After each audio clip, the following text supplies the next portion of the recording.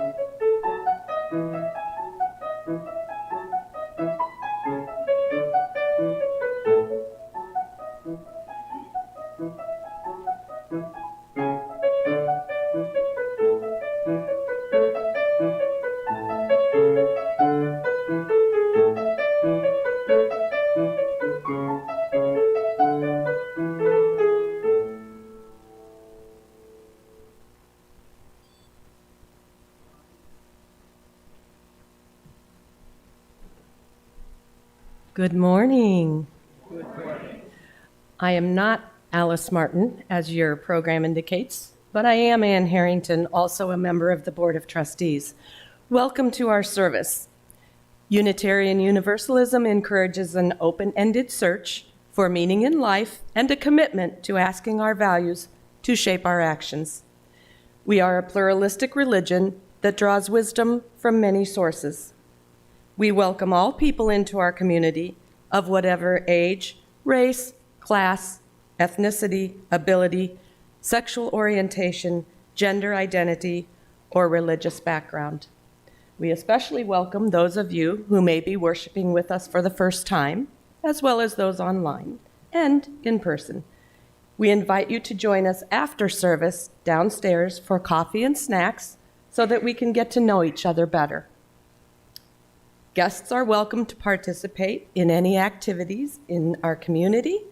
If you would like more information about the congregation, or if you have any questions, please ask any board member, any member, or Reverend Patrick Price. And I would just like to throw out one little invitation to you to be sure to mark your calendar to join us for Hanging of the Greens, beginning at 1 o'clock on Saturday, when we can make this place pretty festive. Thank you.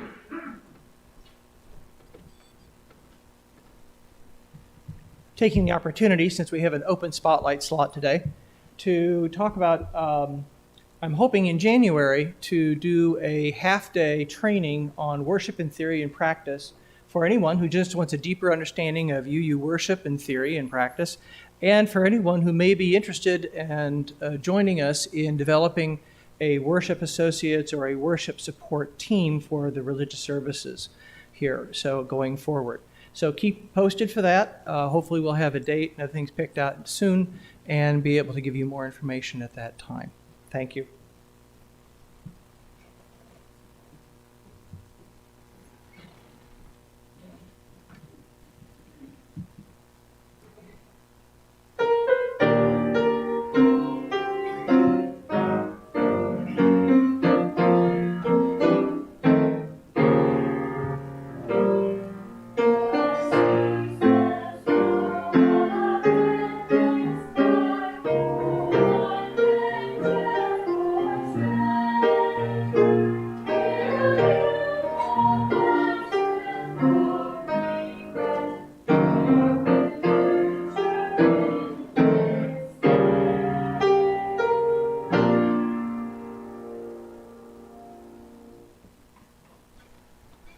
I'm going to take a point of personal privilege. I have a tie clip that has gone missing.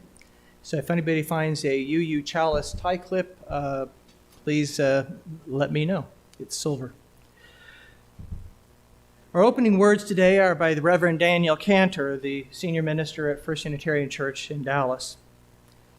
He says, "To love life is to notice the wonders that abound, and to notice the wonders that abound is to be grounded here and now. And to be grounded here and now is the beginning of finding love for this life today. Let us ground ourselves in this instant in the worship of all things good and right."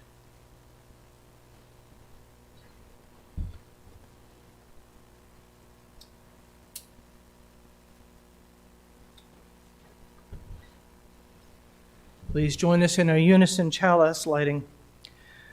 We come together every week, bound not by a creed or a mutual desire to please one God or many gods.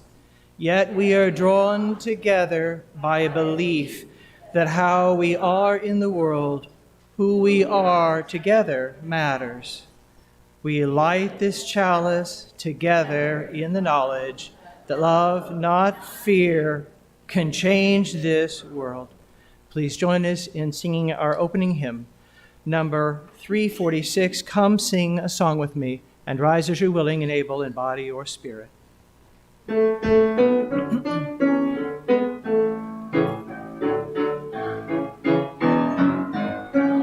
sing a song with me. Come sing a song with me. Come sing a song with me, that I might know your mind.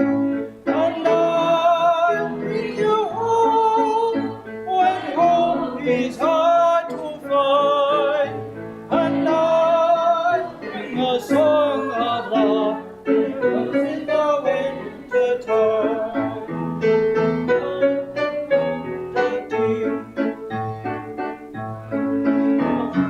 Come dream a dream with me.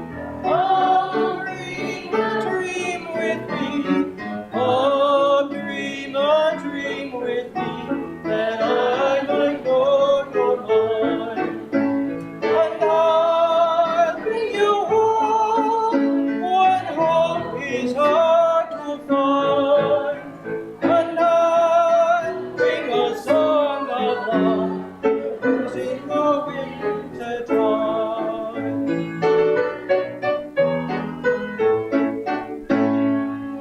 Come walk in rain with me. Come walk in rain with me. Come walk in rain with me, that I might know your mind. I'll bring you home when hope is hard to find. And I'll bring a song of love in the winter time.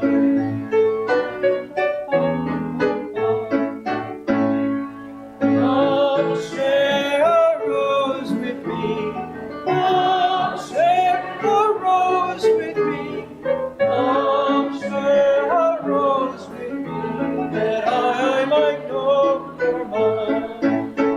And I'll bring you home when hope is hard to find. And I'll bring a song of love winter time. Please remain standing and join us in our responsive reading.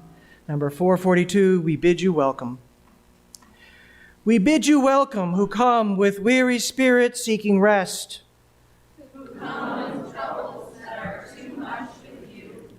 Who come hurt and afraid. We bid you welcome who come with hope in your heart. Who come with anticipation in your step. Who come proud and joyous. We bid you welcome who are seekers of a new faith. Who come to probe and explore. Who come to learn. We bid you welcome who enter this hall as a homecoming. Who have found here room for your spirit. Who find in this people a family. Whoever you are, whatever you are, wherever you are on your journey. We bid you welcome. And in this spirit, we now turn and greet our neighbors by greeting the holy in our midst. Briefly.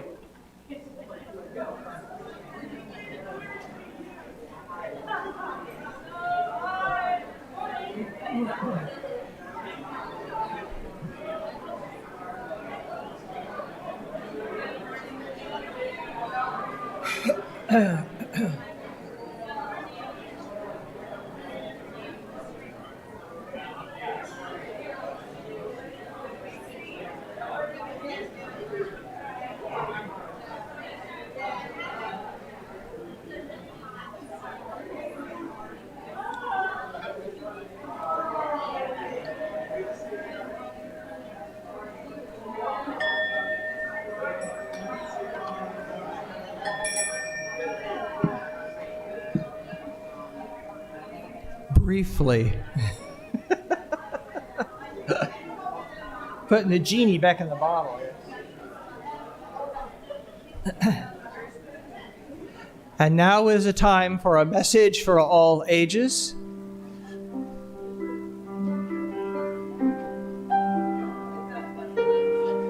Young and young at heart, come on down.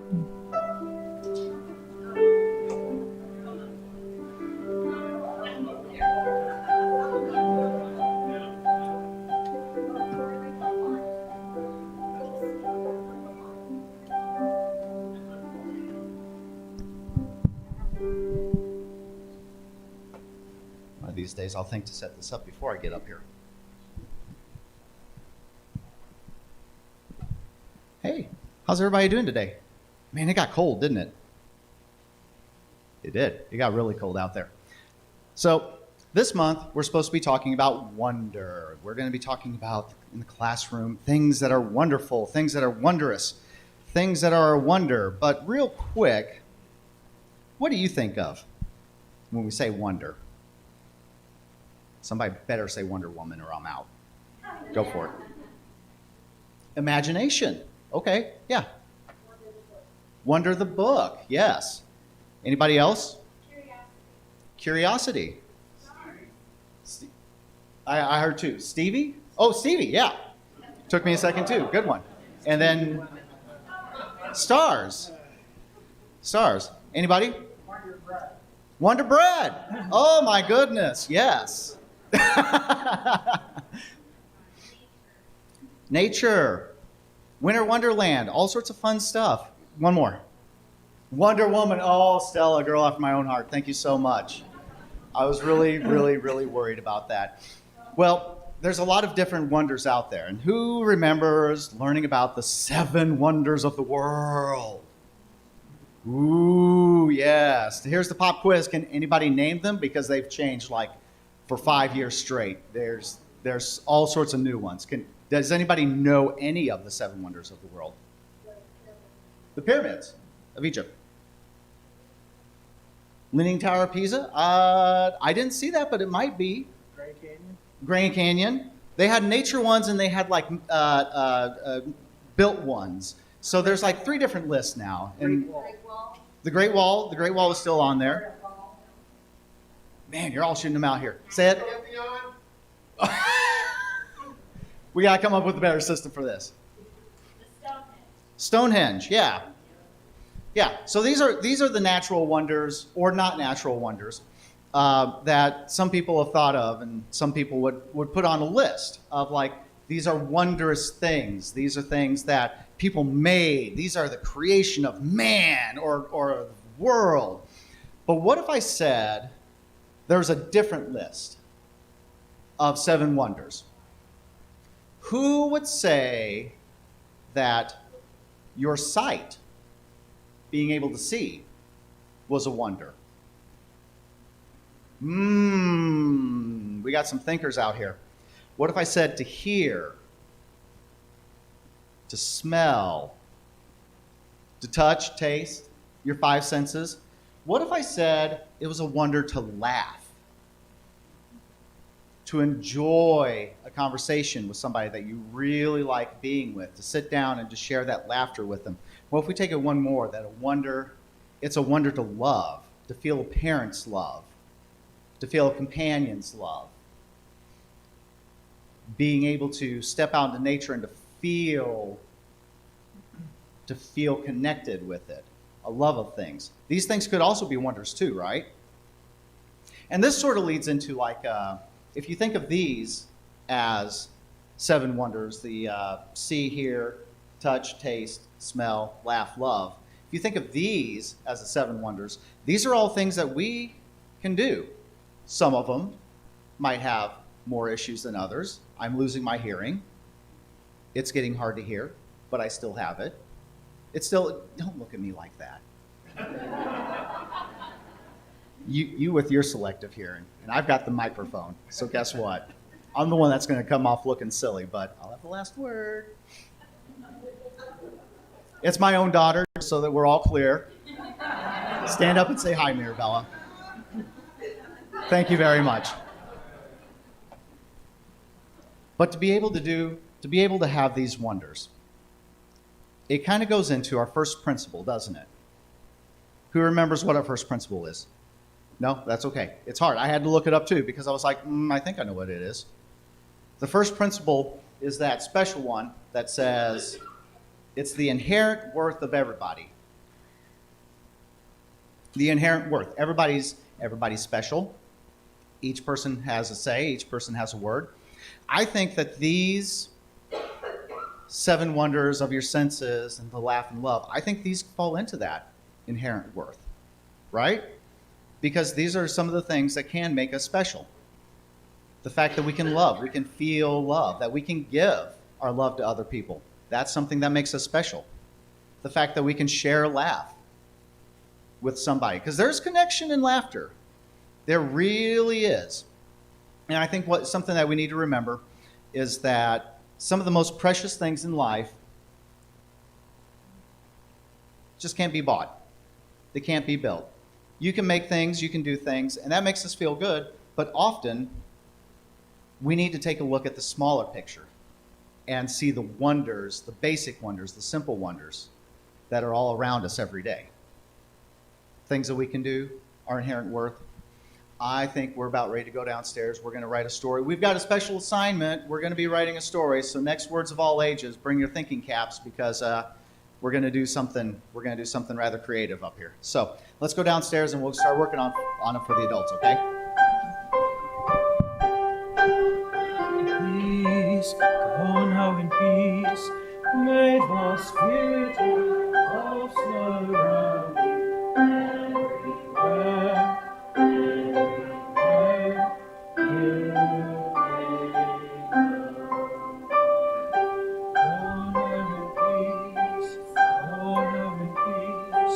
May the Spirit of God surround you everywhere, everywhere you may go.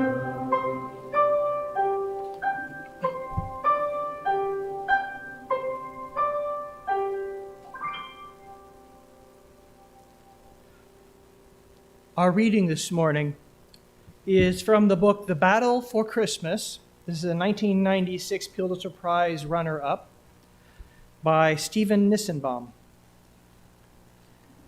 He says, "For the real subject of this book is not so much Christmas itself as what Christmas can tell us about broader historical questions.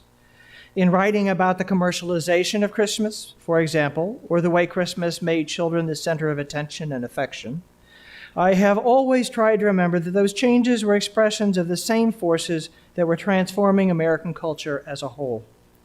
But it has been equally important for me to also see Christmas as one of those very forces, as a cause as well as an effect, an active instrument of change as well as an indicator and mirror of change. From that angle, Christmas itself played a role in bringing about both the consumer revolution and the domestic revolution that created the modern family." So ends our reading.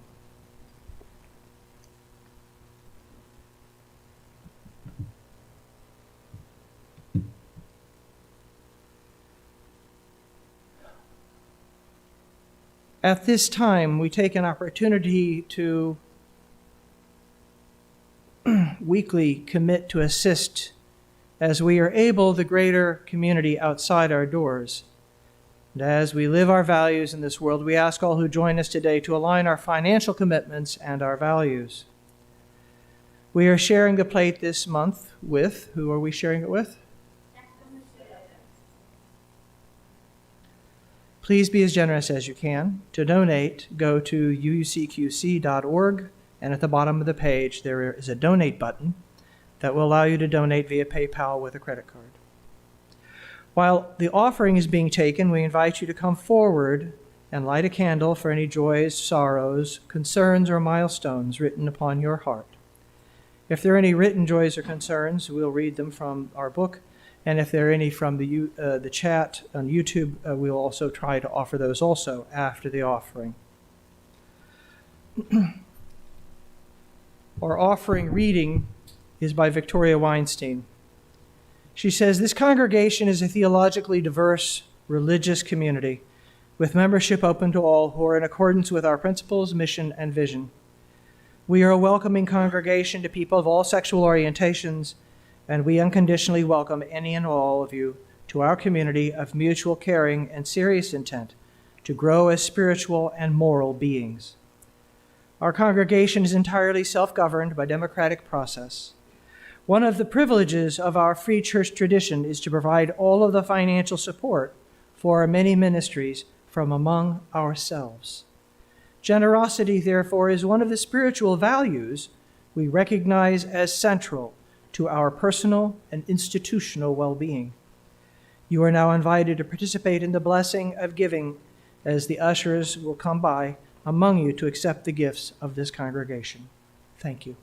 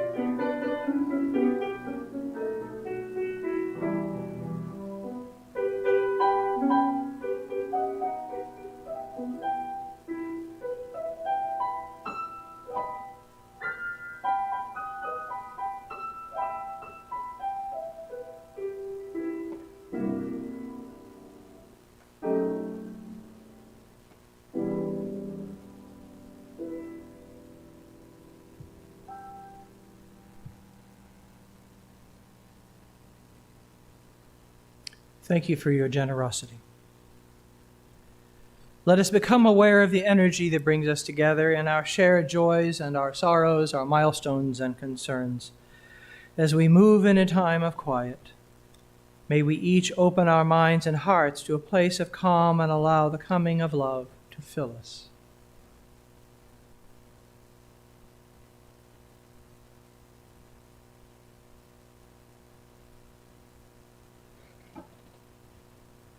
Among us, the following have been shared.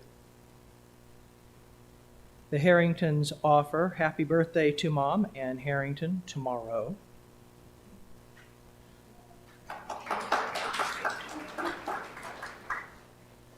And Raymond Butch here offers, my 83-year-old sister Valerie has been in hospital all week and I am worried she may not make it home. So please keep her in your prayers and thoughts.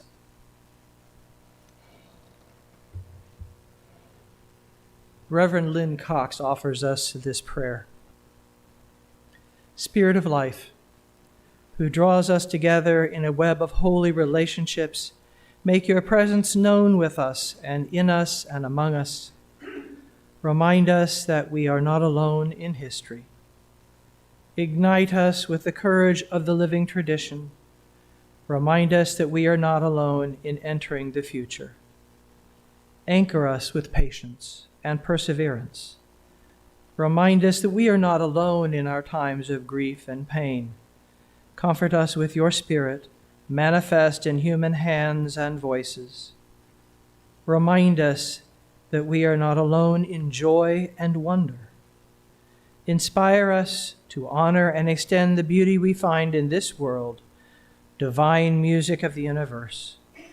Let our hearts beat in diverse and harmonious rhythms, cooperating with the everlasting dance of love. May we move with the rhythms of peace. May we move with the rhythms of compassion. May we move with the rhythms of justice. Source of stars and planets and water and land, our hearts, open them to all of our neighbors. Open our souls to a renewal of faith, and open our hands to join together in work ahead. So be it. Blessed be. Amen.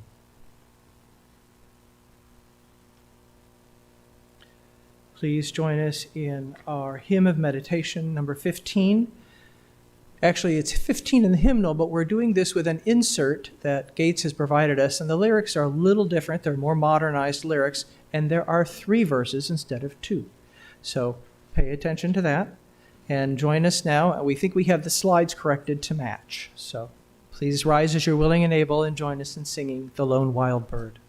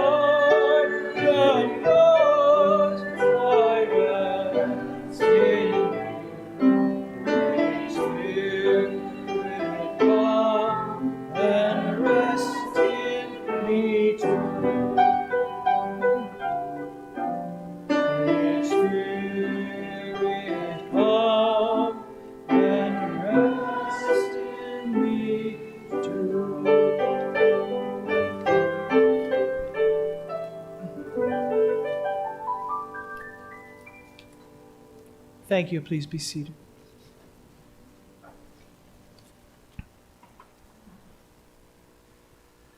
The sermon today is From Revels to Wrapping Paper, The Origins of the Modern Christmas.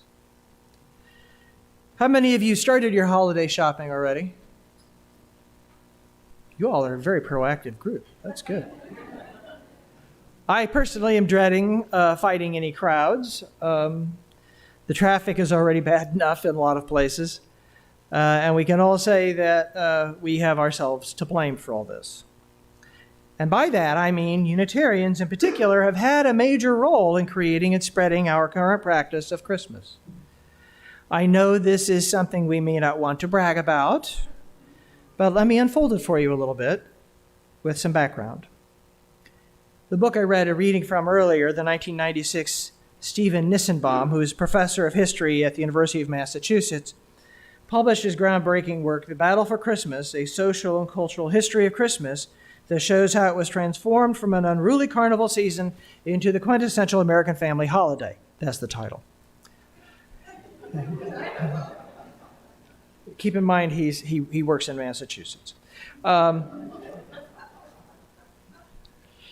Nissenbaum lays out a cornucopia of information and social theory. He's especially generous in showing the importance of Unitarian involvement with some of this transformation. I'll hit some of the high points. Christmas as a holiday has a very checkered past, to say the least. First, it was not even celebrated officially by the Roman Church and not fixed till the 25th of December until the 4th century of the Common Era, and then as a bid to compete with pagan solstice celebrations. In the agricultural cultures and cycles of Northern Hemisphere, the month of December usually marked the time when the last of the harvest were in, animals could be butchered and processed and stored due to the cold, and there was usually lots of freshly brewed beer and vintage wines. St. Nicholas was associated with Christmas because his name on December 6th coincided with European countries with the harvest and slaughter season.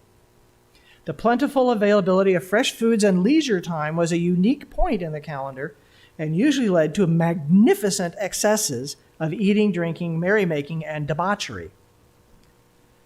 Christmas was also not just one day, but a whole season, often lasting a month or more. The 12 days of Christmas and the English 12th night are examples of this, and the boundaries and rituals have varied over place and time. But there's always been some struggle between those who would restrict the season and those who would expand it. Now, the expansion, I notice, is when they start putting up the holiday decorations as soon as Halloween is over.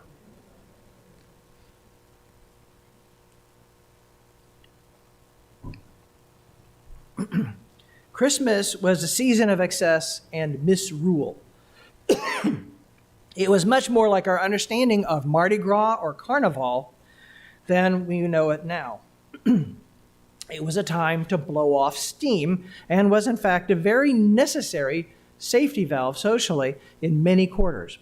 During this time, the usual social constraints were flaunted and often abused. Cross-dressing, public nudity, and role reversal of lots of kinds were practiced. We still see some of this in the Boxing Day tradition in England, where upper and lower classes often exchange places within households. A lord of misrule was often chosen, and he and his court acting as sacred clowns, mocking social conventions and those in power. And the tradition of singing Christmas carols, which were often graphically lewd, were a part of this.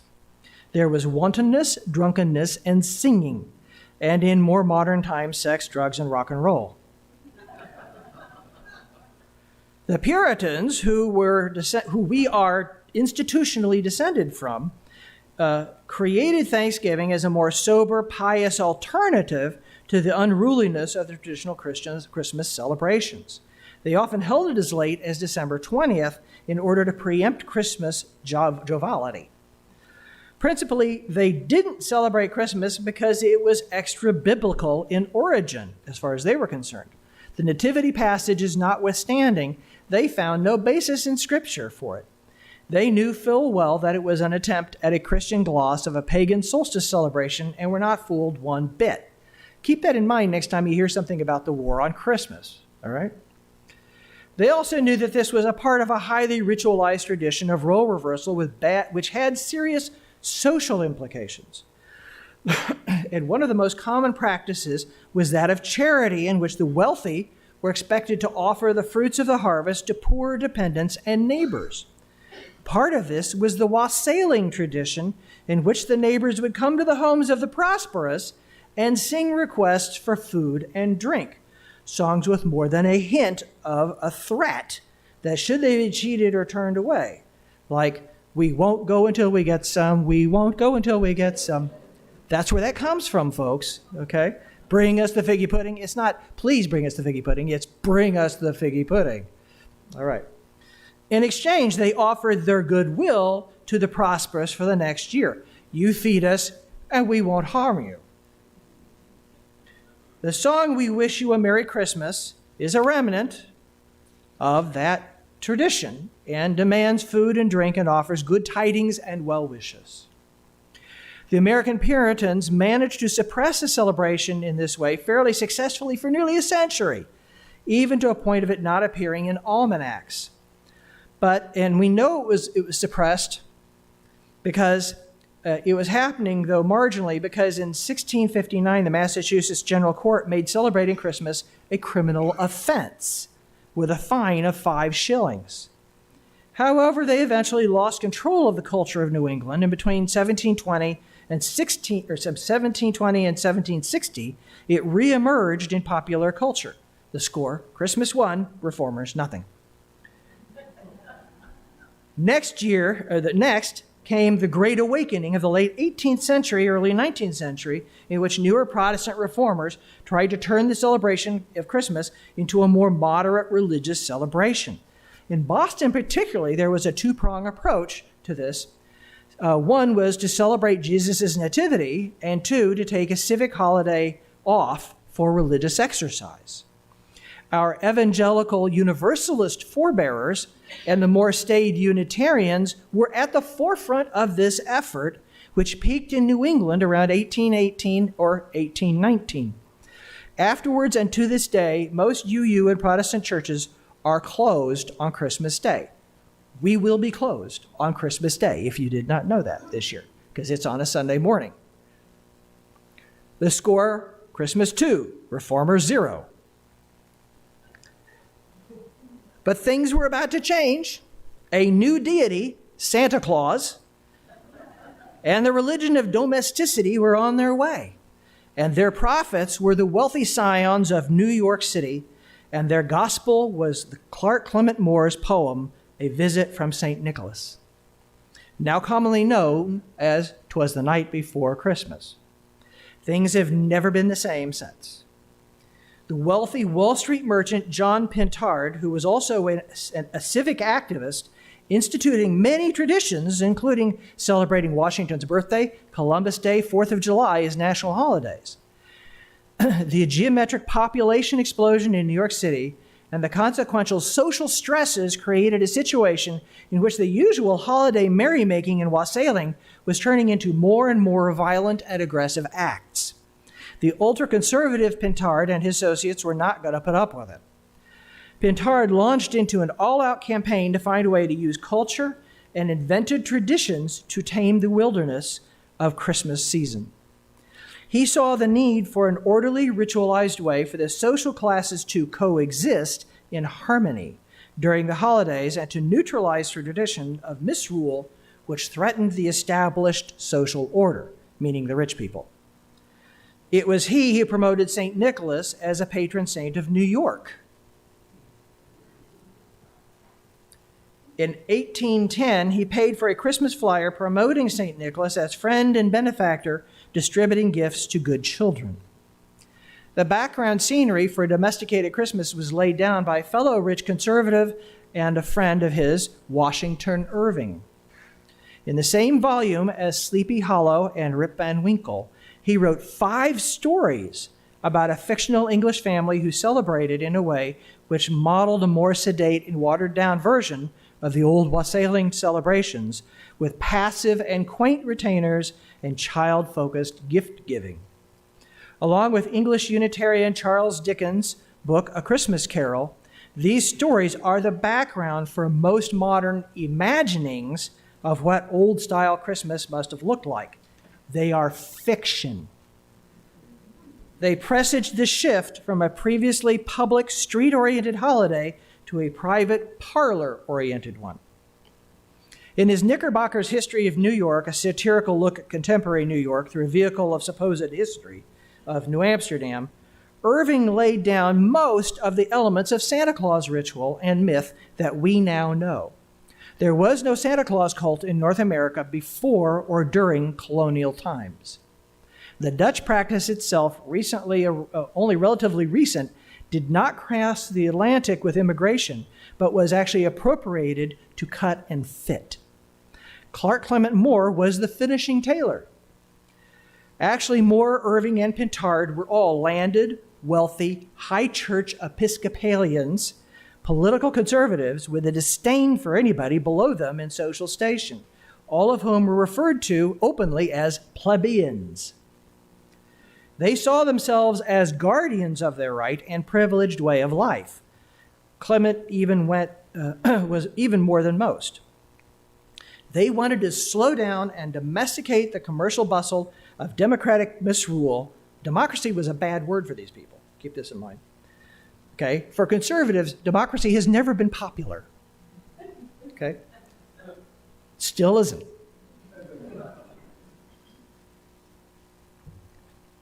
They wanted to slow down this democratic misrule of early 19th century New York. In 1822, Clement Clark Moore wrote and published A Visit from St. Nicholas. So that was 200 years ago this year.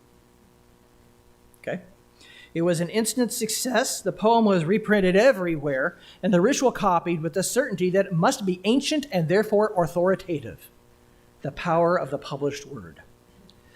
Nissenbaum holds that the poem created both a ritual and a mythic figure which changed the basic social order, especially the place of children.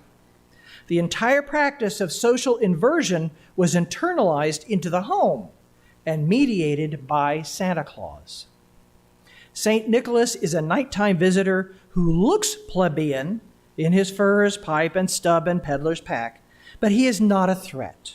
In fact, a third of the poem is spent reassuring the narrator that he means no harm.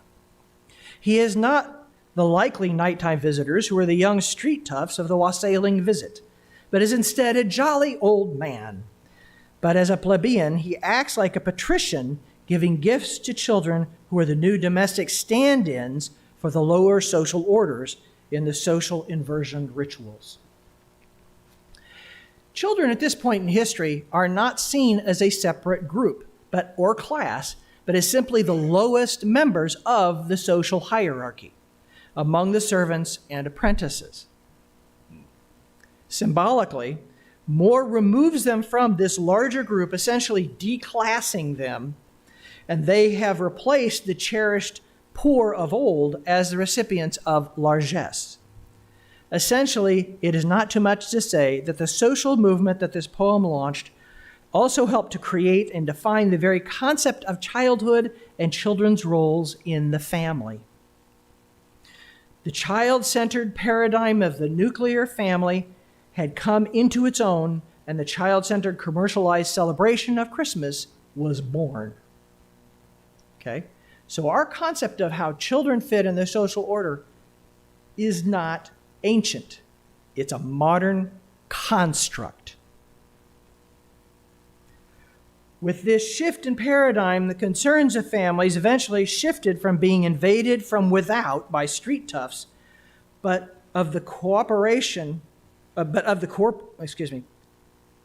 shift in paradigm, the concerns of family eventually shifted from being invaded from without by street toughs, but of the corruption of their children now by excess. In other words, the kids were getting spoiled. Now, to combat that threat, the Unitarians entered stage left. Yes, there's a joke there. According to Nissenbaum, Unitarians were undeniably responsible for the spread and normalization of the Christmas tree as an American practice. I will not try to outline the entire entangled story of the many Unitarians from New England and the U.S. who were responsible for the popularization of the Christmas tree, but I will save that one for some other time. Suffice it to say that in 1835, two Unitarian female best-selling authors were responsible for popularizing the Christmas tree ritual. English Unitarian Harriet Martineau, who was a well-published author, she published a discreet but well-received account of a Christmas tree ceremony held by a family of the German-born Unitarian minister Charles Follin and his wife for their young son in Cambridge, Massachusetts. That same year, their mutual friend, the well-known American Unitarian novelist Catherine Marie Sedgwick, wrote a popular fictional account of a Christmas tree ritual.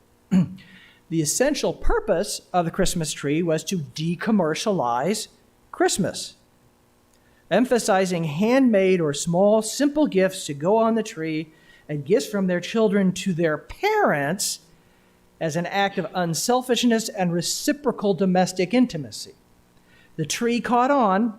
The ideas are still present, but not as visible as the trees. There were other things that helped the commercialized child-centered tradition to win out. There was a concerted and internalized and an intentional marginalization of the misrule tradition in the public media and social attitudes. Santa Claus was listed under Christmas, while rowdy street theater and disturbances were now listed under the police blotter. The new tradition was immediately appropriated as the venue of a sober, tranquil, private event in opposition to disorder in the streets. The two continued to coexist for decades, but eventually Santa Claus won. Santa won in great part because of the power of economic production backed him. Santa Claus became the front man, the icon, the patron saint of the emerging consumer culture. He and the new tradition are used to sell everything. Think about it, right? Christmas is affected by commercialization, but it is also directly drives commercialism and the rise of the consumer culture. Even today, half of most retail sales happen at Christmas time. Black Friday is called that because that's the day that most stores make the most money in the year. And it puts their ledger in the black. Here is just one example of these connections. A December 21st, 2021 blog post of the website, the Canadian Museum of Healthcare at Kingston, Ontario, The Story of Santa Claus and His Coca-Cola Connection by Shaylin Ryan. It says, to begin, the way that we think Santa Claus looks now is not the way he has always been portrayed. Before 1931, he sometimes looked tall and skinny or even scary. This is closer to what he looked like when Coca-Cola began featuring Santa Claus in advertisements in the 1920s. In 1931, everything changed with artist Haddon Sundblom, who was commissioned to create a more wholesome, realistic Santa for the company's advertisements. Inspired by Clement Clark Moore's 1822 poem, commonly known as "'Twas Night Before Christmas," Sundblom shaped the image of Santa we know today over the course of about 30 years, from the 1930s through the 1960s. Ironically enough, Santa's red coat, which many people attribute to Coca-Cola since their company's color is red, appeared long before Sundblom's famous art. End of quote. However he appears, Nissenbaum believes, and I concur, that psychologically, Santa Claus continues to play an important role in our Christmas rituals, especially as they connect us to the commercial world. Santa emerges as a mediator between the givers and receivers of gifts. By passing through him, they symbolically cease being commercial objects, and they are transformed magically into something that is supposed to be able to carry the weight of all of the motion and intimacy we expect in our domestic lives, particularly at Christmas time. The actual act of something being bought and sold is obscured in what Nissenbaum calls the mystification of consumption. In truth, adults need Santa Claus more than children to allow us to continue this practice. In truth, adults need Santa Claus more than children do in order to allow us to continue this practice. Eventually, Christmas Day and its surrounding season and the new traditions received not only social approval, but civic sanction as well. Nissenbaum asserts that by the mid-19th century, a variety of interests had converged to agree on the point that Christmas deserved civic recognition. This point brought together laborers, capitalists, producers, and consumers, clients, and patrons. By 1860s, in all but a handful of states, there seems to have been no significant opposition to making December 25th a legal holiday. Before long, there was virtual unanimity on this score, and it has continued to the present. Today, it is impossible to imagine that date as a purely private, voluntary event. Indeed, Christmas has become the most important single civic celebration in the American calendar. And I would add, the most lucrative and stressful one. There were and are many important consequences for the development of Christmas. The original act of social role reversals from wassailing and carnival traditions were modified. The social contract was rewritten. The very act of giving, which originally had been done through social conventions such as wassailing and open houses, has been split into two different traditions. The domestic practice of giving to family and friends, either in person or with an intimate note, and the other is the development of charity as a separate but parallel social act of giving to those of differing social classes outside the home. You can see this in Charles Dickens' Christmas Carol, where the men come to the office and ask for donations for the poor from Scrooge, okay, as opposed to all the private celebrations that are reflected in the story. Related to this, and one of the other consequences of Christmas makeover, was that the poor were now seen and encouraged to be patient and passive recipients of largesse rather than as active agents in the old carnival and wassailing tradition, rather demanding stuff. This also spawned the practice of charity as a spectator event. In the middle and late 19th century, feeding the poor in mass was often treated as an act of theater in which the patrons would watch the poor receive their charity in arenas or ballrooms set up for such. I cannot help but to reflect on the fact and feel that there are vestiges of this to be seen today when we see news footage from shelters, feeding stations, and toy giveaways. Charity becomes entertainment. It is still often seen in the galas in which underprivileged, that is the poor, usually children, are paraded even in token presence before benefactors. Sometimes it is an act of giving itself that has become an event.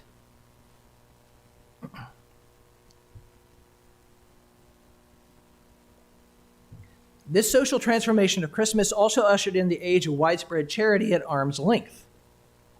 Indiscriminate giving was deeply distrusted and has been discouraged. We can see this dynamic in our own streets with signs about not giving to panhandlers. We are encouraged to restrict our giving to and by charities which usually use Christmas season as a major fundraising period. We are to trust the charities to do the job right and in the best interest of all concerned. And we are part of this system individually and as a congregation by supporting various agencies. Now, I don't want you to get this wrong. I'm not saying that we shouldn't do this. I believe it is important and an indispensable method of helping to ameliorate suffering. But I'm also very uncomfortable with the way it has been made way too easy for us. The agencies not only do the work efficiently for the most part, but are social buffers between the classes of our society. That would be us and the poor. And for the most part, that's not us. As someone who has regularly been confronted with aggressive begging and deals with people directly requesting assistance, as well as with agencies, I'm not exactly sure what to do about all this distancing. There are many impulses to run out and do something, but I'm not certain what that would be and what the consequences might be. I just cannot help but feel we are still trying to buy the goodwill of those who we owe social obligations to, hoping that perhaps they will not wake us up in the middle of the night or intrude upon our domestic tranquility with their needs and demands. One of the most difficult things for us to deal with are the expectations that we have inherited around the traditions of holiday giving. The gift exchange was supposed to engender goodwill and domestic intimacy that transcend the everyday. The exchange has, from the beginning, been enmeshed with everyday activities of producing and consuming, and buying and selling. According to Nissenbaum, the result was one of the most basic internal contradictions in our modern world. Marketplace commodities are given the job of generating intense and intensely private emotions. Things are trying to take the place of emotions. He says they create tensions that no one and no gift can live up to. Rarely can a gift or even many gifts create or repair the intimacy which we are told through our new religion of domesticity and the nuclear family that we should want and have, especially at Christmas. No matter how much wrapping paper we put on or how fervently we want Santa to mediate on our behalf, these are still just things. Things are not good or bad, but they cannot in and of themselves create the intimacy and goodwill which we may be seeking in our lives. And it cannot be a thou as much as we want it to be. We are put in the impossible situation of trying to create instant intimacy with artificial means. And no wonder we so often dread this holiday. The game is rigged with unattainable goals and faulty means. Perhaps we should create new rules and goals. Let me know what you come up with. Perhaps the mythic wrapping paper is finally peeling away from our troubling relationships between family life, community, and commercial economy. Perhaps we can no longer afford the indulgence and protection which these rituals have offered us. For me, the new understanding of this history and origins of modern Christmas celebrations, which Nissenbaum reveals, reinforces my understanding of traditions, religions, and otherwise as human constructs which meet human needs. They are exactly the authority in our lives which we choose to give to them, collectively and individually. It also points out the importance of culture as well as politics as a force for social change or reform. Besides reforming New Year's Eve revelry, what other ways could we use culture to achieve the reforms of our society now? What new traditions might suffice to better create the beloved community we envision? What are the gifts to the generations to come that we will leave for them to unwrap under the Christmas tree? And what goodwill will they offer us in return? We won't go until we get some, we won't go until we get some, we won't go until we get some, so bring it right here. Good tidings we bring for you and your kin. We wish you a Merry Christmas and a Happy New Year.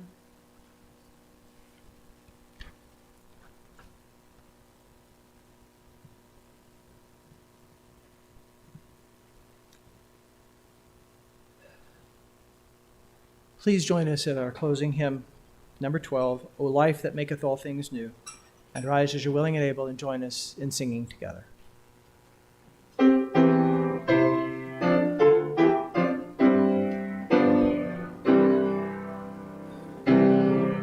that maketh all things new, adoring earth, our thoughts within, our will wrong feet, what with thy doom, in gladness hitherto.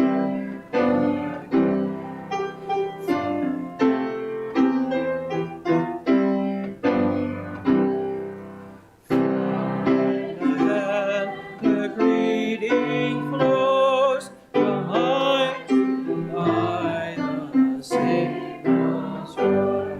From heart to heart, the bright hope glows.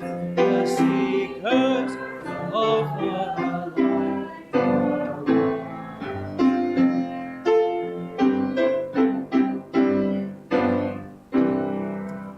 are in the freedom of the truth, one in the joy that's untorn, one in the soul's parental youth, one in the larger thought.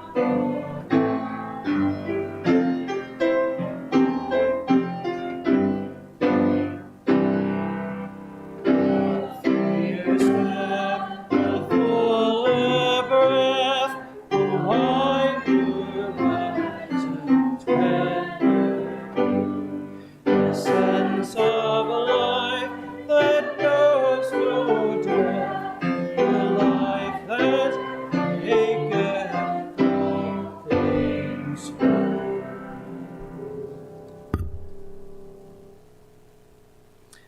Please join us in extinguishing our chalice.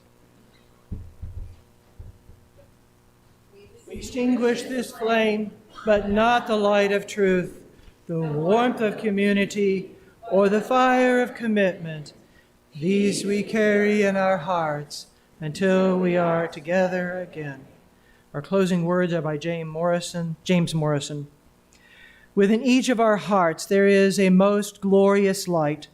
Go forth and let its spark help you understand what troubles both you and others. Go forth and let its light of reason be a guide in your decisions. Go forth and bring its ray of hope to those in need of help in both body and spirit, that they may find healing. Go forth and fan the flames of passion to help heal our world. Go forth and spread the warm glow of love, pushing back the darkness of the world. Go forth and share your glorious light with the world. And now may the Eternal bless you and protect you. May the Eternal smile upon you and favor you. May the Eternal befriend you and prosper you in all people always. Amen and blessed be. So be it. Go in peace.